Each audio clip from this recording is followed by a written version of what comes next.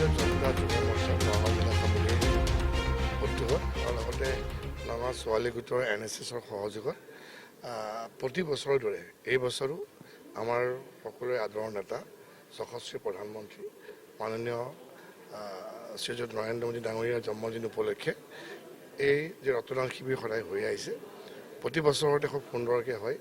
যোৱাবাৰ প্ৰায় 108টাকৈ ইউনিট আমি দিবলৈ সক্ষম হৈছিলোঁ। আজি আপুনি দেখা পাইছে যে বহুত ছাত্ৰ ছাত্ৰী ইতিমধ্যে আহিছে এই ৰক্তদান দিবৰ কাৰণে। মই এই যি পদক্ষেপ মই ধন্যবাদ জনাইছোঁ যুৱ মৰ্চাক আৰু লগতে নগাঁও ছোৱালী কলেজক, কাৰণ আমি সকলোৱে গম পাওঁ যে ৰক্তদান এটা মহৎ দান, এগৰাকী ব্যক্তিৰ জীৱন ৰক্ষা কৰিব পাৰে। গতিকে এই যি কাৰ্যসূচী প্ৰতি বছৰতে যাতে হৈ থাকে তাৰ কামনা কৰিছোঁ।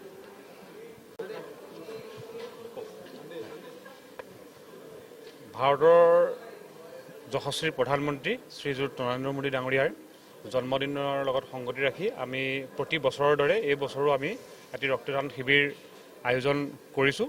ইতিমধ্যে ইয়াত 50ৰো অধিক ৰক্তদাতাই ৰক্তদান কৰি গৈছে আৰু আমাৰ ইয়াত ৰেজিষ্টাৰ কৰা হৈছে আৰু প্ৰায় 100-150 ল'ৰা ছোৱালীৰ মাজত আমি ৰক্তদান কৰিম। ৰক্তদান এটি মহান দান, আপোনালোক সকলোৱে জানে। এই ৰক্তদানে আমি বহু দৰকাৰী মানুহক সময়ত তেজৰ কাৰণে ধৰফৰাই থকা মানুহক যেতিয়া আমি সহায় কৰিব পাৰোঁ, আমাৰ অন্তৰত এটা বিশেষ শান্তি আমি অনুভৱ কৰিব পাৰোঁ। আৰু বিগত বছৰৰ দৰে এই বছৰো আমি কৰি আহিছোঁ আৰু প্ৰত্যেক বছৰে আমি এই কাম আৰু উৎসাহেৰে কৰিবৰ কাৰণে আমি স্পৃহা পাই আহিছোঁ। প্ৰত্যেকজন মানুহে যোনে আমাক এই কাৰ্যক্ৰম কৰি থাকোঁতে আমাক দেখিছে, তেওঁলোকে কৈছে যে আমি আপোনালোকক সহযোগ কৰিম আৰু এনেকুৱা কাৰ্যসূচী আগন্তুক দিনতো আপোনালোকৰ সহযোগিতা আমি হ'ব লাগে। আৰু মই আপোনালোক সংবাদ মাধ্যমকো ধন্যবাদ জনাইছোঁ যে আপোনালোকেও প্ৰতি বছৰে আমাৰ এই বাৰ্তা ৰাইজৰ মাজত নিছে যে ৰক্তদান কৰি আমি লোকৰ জীৱন ৰক্ষা কৰাৰ লগতে আমি আমাৰ নিজৰ